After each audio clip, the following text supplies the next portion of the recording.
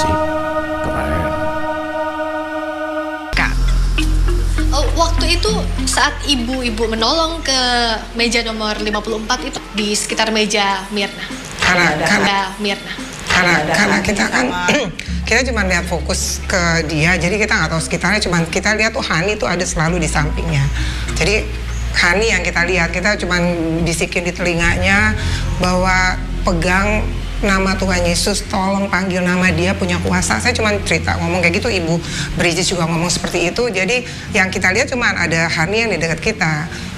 Jessica kita nggak lihat gitu. Karena kami sebagai orang, jadi kami langsung pada poin tugas kami di situ adalah untuk hal-hal yang seperti itu. Siapapun orangnya, kami harus meresponi gitu untuk orang-orang itu ditolong, dibantu. Jadi saya udah nggak ngelihat kanan kiri. Meskipun setelah itu yang memang lebih banyak berkomunikasi dengan kami adalah temennya yang namanya Hani.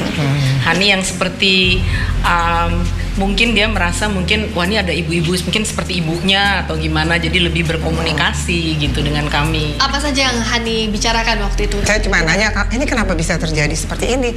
Iya tante, saya nggak tahu, saya cuma Mirna minum kopinya kayak jamu, tante, rasanya kayak jamu. Saya rasain di lidah saya emang rasanya aneh gitu. Dia bilang, oh gitu, ya udah. Terus kita doain lagi, terus kita bawa ke klinik. Gitu, terus Hani cerita soal kopi yang diminumnya aneh. Apa sempat terpikir atau sempat respons melihat ke kopi yang ada di meja itu misalnya? Enggak, kalau saya enggak. Kita sih kebalik. Kita kan kami berdua ngantrin si Mirna di kursi roda itu. Saya di sebelah kirinya, Ibu Yulia di sebelah kanannya. Saya pegang misalnya tangannya seperti ini ya. Saya pegang dia seperti itu sembari saya mendoakan. Nah, sepanjang itu kita turun ke bawah begitu ya. Kita turun dulu, kita terus doakan, sembari Hani bicara dengan ibu ini. Jadi waktu setelah disingkat cerita, setelah dari klinik kita mau balik ke atas, kan teman-teman masih ada di atas. Itu kita dalam hati dan juga bilang, kopinya yang mana ya, kita mesti lihat. Tapi meja udah bersih gitu, jadi kita nggak lihat. Itu saat Selain menolong Mirna, mereka sempat sekilas melihat Jessica. kita kembali ke runutan cerita di Cafe Olive. Tidak ada yang memperhatikan ke kopi, tapi bagaimana dengan keadaan sekitar tadi? Selain Hani, ada yang perhatian misalnya ada Jessica di sana atau? Saya lihat dia, cuman saya baru ngehnya pas sudah kejadian beberapa hari dari laporan media siapa dia. Karena waktu saya ada di situ, saya lihat orang ini mungkin disconnected gitu, mungkin dia bukan nggak kenal, atau mungkin nggak tahu lah, mungkin baru kenal apa nggak kenal, tapi nggak layaknya seorang temen gitu kalau dalam kasus yang seperti itu. Responnya mungkin responnya seperti misalnya siapapun juga kalau melihat sesuatu yang begitu, apalagi kalau itu dari satu meja, nggak akan melakukan sesuatu kan. Paling nggak kalaupun baru kenal, tapi itu kan satu meja, kita aja nggak satu meja melakukan, tapi ini satu. Panik melihat kejadian yang begitu cepat, secara spontan Brigita dan rekan-rekannya berdoa untuk Mirna.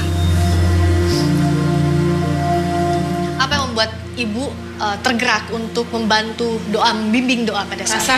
Purpose saya, kan itu banyak restoran di sana kan, tapi itu juga baru pertama kalinya saya ada di restoran itu.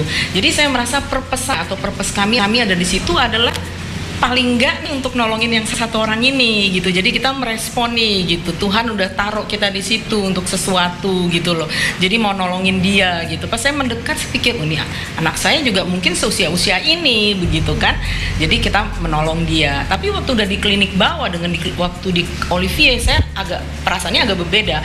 Karena waktu di Olivier saya langsung rasa dia akan jalan nih. Makanya saya siapin dia untuk, kamu pandang ke Tuhan Yesus, jangan takut ya, jangan takut gitu. Saya udah tanya sama Hani kepercayaannya apa. Kalau dikatakan Kristen, saya bawa dia, kamu jangan takut, kamu pandang dengan Tuhan Yesus. Dan akhirnya nggak tahu kenapa besok pagi saya dengar kabar suami saya udah bilang, itu yang kamu doakan semalam dengan teman-teman, dia meninggal loh. Dan itu saya kaget. Tapi ada rasa kaget, tapi ada rasa bersyukur kita mau mentaati, meresponi, mendoakan dia gitu. Istilahnya melepaskan dia gitu. Dan saya sempat berdoa untuk pengampunan dosa. Artinya mengarahkan dia, karena saya belajar orang-orang yang dalam keadaan nearing death experience termasuk